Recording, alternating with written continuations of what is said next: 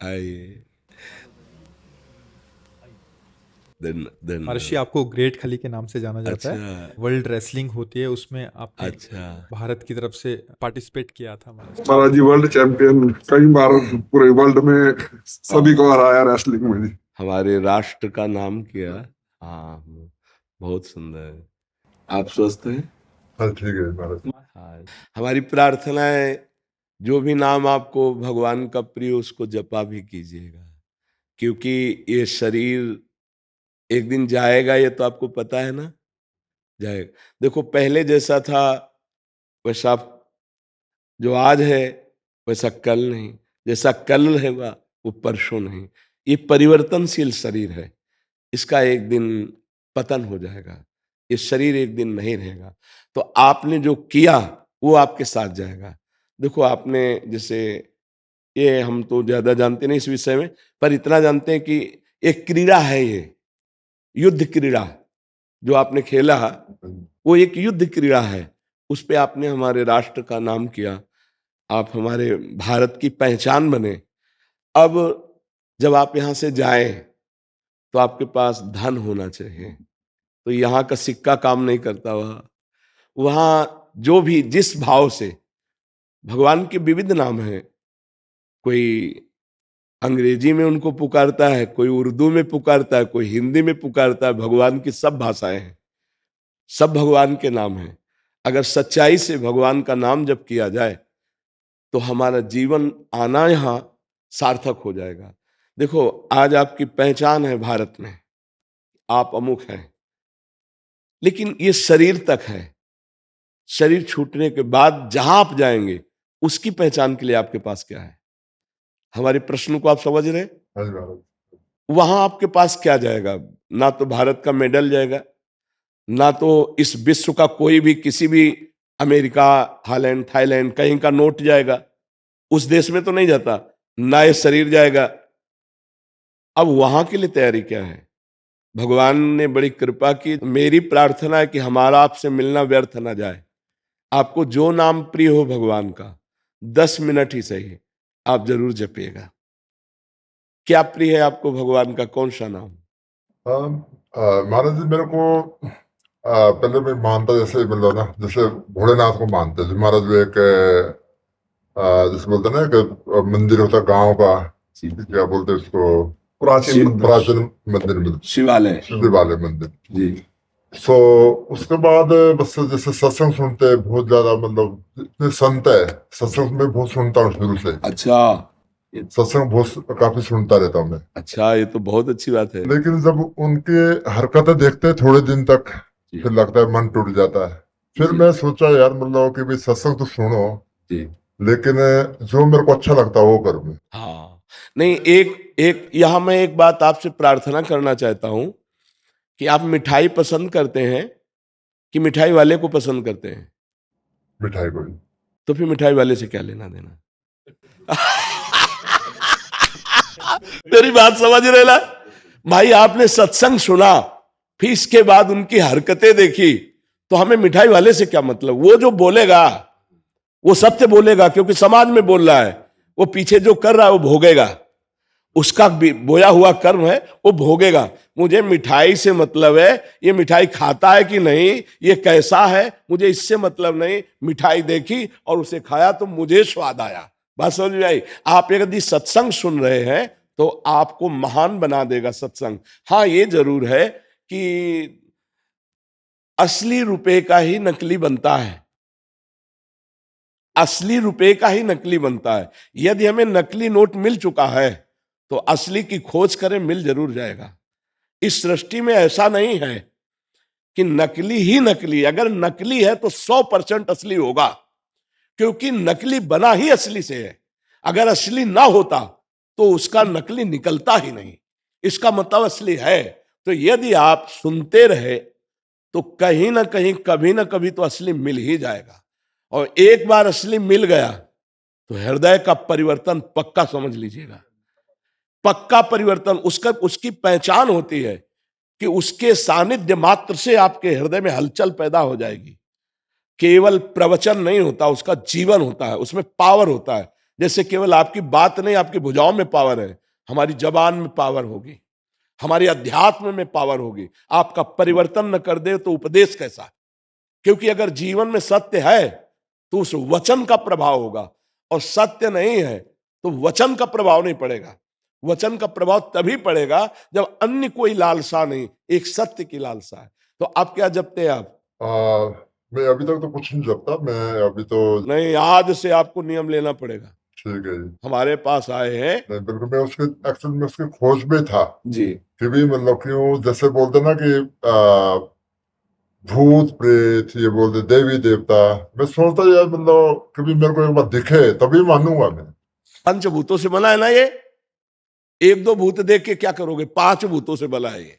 सुना है नहीं? पंचभूतों से रचित शरीर है। बस इन्हीं भूतों से मुक्त हो जाओ तो परमात्मा स्वरूप आप हो, जैसा वो प्रश्न कर रहा था। आप और परमात्मा में इतना अंतर नहीं है। जैसे 1 चम्मच गंगा जल या 1 टैंकर गंगा जल, या गंगा जल की धारा आप बोलोगे क्या? गंगा जल बोलोगे ना, तो जीव परमात्मा का अंश है ना। तो अंश का मतलब क्या हुआ? भगवत स्वरूप। अब इस शरीर में राग होने के कारण फंस गए। कोई भूत प्रेत, कोई भी इधर उधर जो भागने की दृष्टि मत लाओ। एकमात्र परमात्मा के सिवा कुछ नहीं, वही नाटक कर रहा है, वही स्त्री बना हुआ है, वही पुरुष बना हुआ है, वही ये पंचभूत। 1-2 भूत, इन्हें पंच महाभूत कहते हैं। पंच महाभूतों से रचित शरीर, सुना है आपने कि नहीं? ये शरीर पंच महाभूत, छोटे मोटे भूत क्या कर लेंगे यार? छोटे मोटी शक्तियों की क्या? आप परमात्मा के अंश है, जिनसे अनंत शक्तियों का विस्तार होता है। तो आपको किसी की बातों में नहीं आना। बिल्कुल महाराज, यही सुना कि भी हम मतलब हमारे अंदर खुद भगवान है। हाँ, पक्का। तो भगवान है तो जैसे बोलते हैं भी मंदिर क्यों जाऊं हाँ, मैं किसी के उधर क्यों जाऊं, अब आपको सिर्फ सत्संग सुनता हूं। हाँ, आपको एक बात है, आपके अंदर सारी विद्या पहले भी विद्यमान थी, लेकिन ककारा पढ़ना पड़ा ना, मास्टर के पास जाना पड़ा ना, इसके बाद आप पीएचडी कर पाए। विद्या तो पहले भी थी। ऐसे ही भगवान हैं, जैसे बहुत समझदारी से दूध में घी है, पूड़ी बना के दिखाओ, नहीं बनेगी ना। उसकी प्रक्रिया है, दूध का दही जमाओ, दही का मक्खन निकालो, मक्खन को गर्म करो, अब घी बन गया, पूड़ी निकाल लो। ऐसे ही परमात्मा है, उसकी प्रक्रिया है। वो प्रक्रिया संत महात्माओं के समीप जाने से, उनके वचनों से, प्राप्त उपासना की क्रिया से, तब वो अंदर प्रकाशित हो जाता है। वो है तो जैसे दूध में घी। मेहंदी का पत्ता देखा है? उसमें कभी लाली मिली है? खोज लेना, फिर मंगा के देख लेना। अगर एक रेशा लाली दिखाई दे तो बताना, लेकिन प्रक्रिया से जब उसको हाथ में लगाओ और फिर धो तो लाली ही लाली रहेगी। ऐसे ही परमात्मा है। कभी देखा है तुमने? नहीं। प्रक्रिया करोगे, साधना करोगे, यही दिखाई देगा। सबसे बड़ा मंदिर आपका हृदय है। बाहर घूम आओ और अगर अंदर के ठाकुर को नहीं पहचाना, यहाँ भगवान को नहीं देखा, कहीं नहीं मिलने वाला, और यहां देख लिया तो कुत्ते में भी वही दिखाई देगा, दूसरी जगह ले दिखाई देगा। समझ पा रहे आप? बिल्कुल महाराज, उसी की खोज पे हूँ मैं अभी तक भी। मतलब कैसे मतलब से मतलब कनेक्ट हूँ। हाँ, पहली सीढ़ी हमारी प्रार्थना मान लीजिए, नाम जप है। तुम्हें नाम कौन सा प्रिय है? मैं तो सारे को मानता हूँ, मतलब एक पकड़ना पड़ेगा, एक नाम पकड़ो। महाराज जो आप बोले उसको पढ़ो। देखो, हम तो आशिक हैं वृंदावन के, और हमारा तो राधा राधा राधा राधा, तुमने सुना ही होगा। हमारा तो राधा राधा। पर महाराज जी मतलब जैसे राधा राधा बोले, भोलेनाथ का नाम जपे, बात तो एक ही है जी। तो उसमें से एक ही न जपना पड़ेगा, या मतलब जब तक एक में प्रीति नहीं होती, जैसे दूध की रबड़ी, दूध का अढ़ोता किया ना, और वो पेड़ा, फिर बर्फी, है तो सब दूध ही, लेकिन अपनी पसंद क्या है, पसंद क्या है, इसमें देखना पड़ेगा। ब्रह्म के कोई भी अक्षर ऐसा नहीं जिसमें ब्रह्म ना हो। जैसे देखो, आ शब्द है, आ तो का, खा, गा, घा, अंगा, चा, छा, आ विराजमान है ना। आप राधा बोलो, शिव बोलो, राम बोलो, कृष्ण बोलो, सब वही है, पर प्रीति तो एक नाम में होगी ना। गा हम सब जग सकते हैं, लेकिन जब प्रेम होगा तो एक से होगा। तो एक कोई नाम चयन कर लो और जिसको बार बार रटो। तो जैसे 2 लकड़ियों के घर्षण से उसमें अग्नि नहीं है पर अग्नि पैदा हो जाती है। ऐसे ही जब हम अपनी जबान से नाम जप करते हैं, राम राम राम, शिव शिव शिव, कृष्ण कृष्ण कृष्ण, हरि हरि हरि, राधा राधा राधा राधा, तो हमारे अंदर एक दिव्य शक्ति पैदा होती है। उसी शक्ति से सब कुछ दिखाई देने लगता है। एक परमानंद में प्रभु जो सबके अंदर छुपे हुए हैं, हम उनका साक्षात्कार करते हैं। बचपन से इस मार्ग में लगे हैं, बिल्कुल अनुभव की बात कह रहे, अगर पकड़ लो तो पार हो जाओगे। एक नाम पकड़ लो, तुम्हें जो नाम प्रिय लगे, छूट है। हमारे प्रभु के अनंत नाम है पर पकड़ना एक पड़ेगा। बोलो क्या पकड़ोगे? मैं आपको नेक्स्ट टाइम आऊंगा तो मैं पूरा पर नेक्स्ट टाइम तक के लिए हम आपको खाली नहीं रहने देंगे। अगर आप आए हैं तो चाहे 10 मिनट जपे या 20 मिनट जपे, पर एक नाम आपको अब लेना पड़ेगा कि मैं शिव शिव बोलूंगा, राम राम बोलूंगा, कृष्ण कृष्ण बोलूंगा। फाइनल में जो होगा सो बाद में बताना। बोलो आप। राधे राधे। ठीक है, जब आएंगे ना तब एक बार बच्चों के साथ हाँ बिल्कुल दर्शन जरूर। करने के लिए। महाराज जी, जो आपने जो दिशा दी है ना समाज को जी, जी मतलब जो पूरे समाज को एक तरीके से बिल्कुल ही चेंज ही कर दिया जी। हम भी आपकी यूट्यूब पे ये देख के वीडियो तभी पूरा देखा सुनते हैं जी, तो अभी हमारा भाई मिलेंगे महाराज जी से आशीर्वाद लेके भी चलेंगे। जरूर। महाराज ये क्वेश्चन है मेरा, हाँ जैसे लोग जब आपस मेरा एक सिद्धांत है मेरा कि भाई मैं किसी को नाम नहीं जपता, किसी को नहीं, पर एक चीज पकड़ी है मैंने कि किसी को मैं हर्ट नहीं करना चाहता मैं लाइफ में। जी, मतलब कि भाई अगर किसी को थप्पड़ भी मारनी तो पूछ कर मारो, भी थप्पड़ मारूंगा तेरे को, मतलब तो समझ जा जी। तो एक तो मैं हर्ट नहीं करना चाहता किसी को। लेकिन इससे एक बात समझिए, आपने एक केवल प्रतिकूल क्रिया रोकी है, ये कोई आपके पास धरोहर नहीं है। आपने एक प्रतिकूल क्रिया नहीं करूंगा, आप समझना, ये आपके पास संपत्ति नहीं है। अब आप कह दो मैं नाम जप नहीं करूंगा लेकिन किसी को दुख नहीं दूंगा, दुख ना देना ये आपकी एक अच्छी क्रिया के अंतर्गत आ गया, आपकी सोच के। आपके पास संपत्ति क्या है? आप जब यहां से जाएंगे तो आपके पास संपत्ति क्या है? तो इसीलिए कि 10 मिनट 20 मिनट, अगर 20 मिनट भी शुरुआत कर दी राधा राधा राधा राधा, तो आप खुद अनुभव करना। महाराज ये क्वेश्चन और हाँ खूब पूछ लो। महाराज जी मतलब लोग ना फायदा उठाते हैं, मतलब जैसे मेरा भोड़ेपन का लगता भी सीधा साधा अमेरिका से आया है, इसको क्या पता है। तो मेरी बात समझो, उठाते हैं फिर गुस्सा बढ़ाता नहीं गुस्सा नहीं, आपको आनंदित होना चाहिए। आप किसी के फायदे के काम में आए, जब आप हट नहीं करना चाहते, वो दुख नहीं देना चाहते किसी को, कंट्रोल नहीं होता। कई बार ना वैसा लगता है क्या करूँ अब, नहीं उस समय मुस्कुराना चाहिए। करता हूँ मैं कंट्रोल कोशिश करता हूँ, बहुत जैसे बोलता ना कि नहीं अब उसको मतलब नहीं, आपने पहली बात कही थी मैं किसी को दुख नहीं देना चाहता। अगर आपका फायदा उठा रहे तो धन्य भाग है, आप किसी के फायदे लायक तो बने। यहां तो संसार में पशु की तरह जन्मते हुए मर जाते हैं, किसी के फायदे में नहीं आते। आपका लोग फायदा उठा रहे हैं, ये बहुत अच्छी बात है, आप डरिएगा मत, आपको कोई परास्त नहीं कर सकता। जब आप किसी को दुख नहीं देना चाहते तो आपको कोई फंसा नहीं सकता। हाँ लाभ ले ले तो धन्यवाद है, जैसे वृक्ष के नीचे कोई छाया ले ले, कोई पत्ता ले ले, कोई फल ले ले, कोई फूल ले ले, तो धन्य है भगवान ने आपको ऐसा बनाया कि दूसरे आपसे लाभ ले रहे हैं, नुकसान तो नहीं हो रहा किसी का। तो आपको गर्व होना चाहिए कि हमसे लाभ ही ले लो, लूटो हमें। सॉरी आपकी बात जी महाराज जी, मैं इसकी तलाश में था कि भी भगवान कैसे मिले जी, और सभी को ही पता है जी सब लोगों को पता है कि भी मेरे जो 20 साल तक मैंने कोई चप्पल नहीं बूट नहीं डाले जी कभी, मतलब ना। और मैं एक मजदूरी करता था, पत्थर तोड़ता था, रोड बनाता था। जी हम 7 भाई थे जी, तो कभी सोचा नहीं था कि इतना मिलेगा। जी। परमात्मा ने पाने कहाँ से मिला, कभी सोचा नहीं था। मतलब ये हकीकत, मतलब अपनी ये सबको पता है, मतलब जी इतने मतलब आशीर्वाद परमात्मा का। पर लेकिन मैं सोचता था कि एक बार उसको देखूं कैसा कैसा, मतलब उसकी तलाश में था मैं हमेशा। मतलब कि भी तो मैंने एक सिद्धांत बनाया था लाइफ पे कि भी किसी को हट नहीं करना और मेहनत करनी है।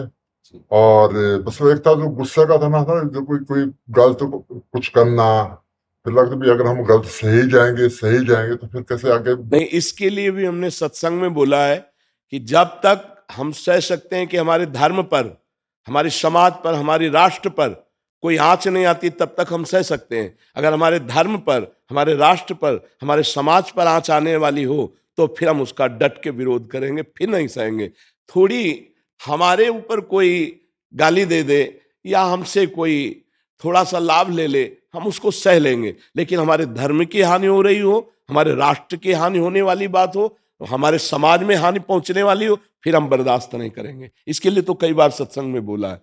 तो आप देखो, गंभीरता पूर्वक एक बात समझ लीजिए कि यदि आपसे कोई छल कपट कर रहा है तो आपको पता है कि आदमी छल कपट कर रहा है, पता लग जाता महाराज। फिर एक बार के बाद दोबारा आप उसका संग मत कीजिए, चाहे वो कोई भेष में हो, चाहे वो किसी विदेश में हो।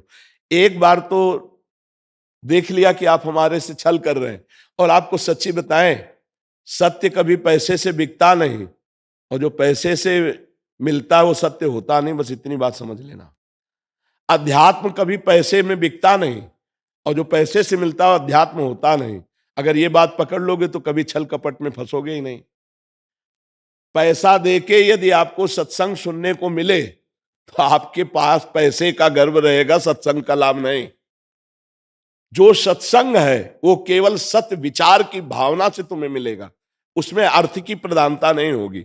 फिर छल कपट कौन कर सकता है? जब आपका परिचय जानकर हम आपका आदर करेंगे तो भगवत भाव से, क्योंकि हम भगवान के दास हैं, हमें किसी से कुछ नहीं। समझ में आया? अब आप प्रश्न करो और उत्तर लीजिए, और आपका जीवन मंगलमय, ये आशीर्वाद हमसे लीजिए। आपकी जेब से कोई मतलब नहीं है। अनंत ब्रह्मांडों के स्वामी के हम दास हैं, जिसके लक्ष्मी चरण चापती रहती है। और हमको अगर ये भरोसा हो जाए कि अमेरिका से आए, हालैंड से आए, हमें कुछ देंगे, तो धिक्कार है हमारे ज्ञान को, हमारे वैराग्य को, हमारी भक्ति को। फिर तो छल कपट ही रह जाएगा। हाँ, इसलिए सावधान होकर अपने मार्ग में चलिए। माला जपना जरूरी है, कर्म करना जरूरी है? बिना नाम जप किए कोई सत्कर्म टिकेगा नहीं। कर्म दो प्रकार के होते हैं, एक शुभ कर्म, एक अशुभ कर्म। अशुभ कर्म माने पाप कर्म, शुभ कर्म माने पुण्य कर्म। एक है सोने की जंजीर, एक है लोहे की जंजीर। सोने की जंजीर से बांधने तो आप बंध जाओगे, लोहे की जंजीर से बांधने तो बंध जाओगे। अब हम शुभ और अशुभ दोनों से मुक्त होकर परमानंद प्राप्त करना चाहते हैं। उसके लिए कर्म करते हुए नाम जप जरूरी है। मामुन स्मर युद्ध चे, भगवान आदेश कर रहे हैं, मेरा स्मरण करते हुए युद्ध रूपी कर्म कर। क्या चला जाएगा? अगर राधा राधा बोल करके कुश्ती लड़ रहे हो, राधा राधा बोल करके जो भी काम कर रहे हो, अंदर राधा राधा चल रहा है। माला चलाने की बात नहीं कर रहा हूं, अंदर राधा राधा चल रहा है, स्मरण नाम का चल रहा है, और कार्य कर रहे हो। इससे बड़े महात्मा और क्या हो सकते हो? ये नाम तुम्हारे साथ जाएगा। दान पुण्य एक शुभ कर्म है, पाप अधर्म एक अशुभ कर्म है। दोनों का फल है, एक दुख और एक सुख। सुख जैसे अभी आप बोले, दुख जो पीछे बोले कि चप्पल भी नहीं थी, पत्थर तोड़ करके कर, तो वो उस समय का कर्म था। आज तुम्हारा पूर्व का पुण्य फलीभूत हुआ, समाज में सम्माननीय और राष्ट्र के गौरव कहे जा रहे हो। ये कर्म है केवल, लेकिन इससे मोक्ष मिल जाएगा, भगवान मिल जाएंगे ऐसा नहीं। उसके लिए नाम जप करना पड़ेगा। नाम जपना बहुत जरूरी है, उसके बिना नहीं बनेगा। तो आप चाहे 20 मिनट ही जपिए, 10 मिनट जपिए, पर राधा राधा राधा राधा। महाराज उसका ऐसा कोई टाइम, ऐसा पर्टिकुलर कोई नहीं, कहीं भी। हम नहाने धोने के लिए नहीं बोल रहे, अगर आपको टाइम ना हो, ठीक है, कभी भी, कहीं भी, कैसे भी। ठीक है महाराज। आपका जब अंदर से राधा राधा राधा बोलोगे ना, वो सत्य वस्तु जमा होने लगेगी। एक दिन आप देख लेना। ठीक है महाराज, मैं आज से स्टार्ट करूंगा। लेकिन महाराज जो माला जपते उसका क्या मतलब? उसमें संख्या में प्रियता बढ़ती है। जैसे आज हमने 20 बार जपा, माला में 108 है, अब हम 10 माला जपने लगे तो हमें और लोभ बढ़ेगा। 15 माला जपेंगे, 50 माला जपेंगे। बकाया माला से भगवत प्राप्ति नहीं, जप से भगवत प्राप्ति है। हम लोग प्रायः देखो, सबको यही आदेश किए, श्वास की माला से जपो, अभ्यास करो इस माला से, और फिर श्वास श्वास। जैसे हमारी राधा राधा राधा राधा माला चल तो रही है, श्वास चल रही नहीं। एक ऊपर गई, फिर नीचे आई, ऊपर गई तब राधा, नीचे गई तो राधा। चाहे आप जो कार्य कर रहे हो, श्वास श्वास नाम जप करने लगो तो भगवान की निश्चित प्राप्ति हो जाएगी। ठीक है, धन्यवाद।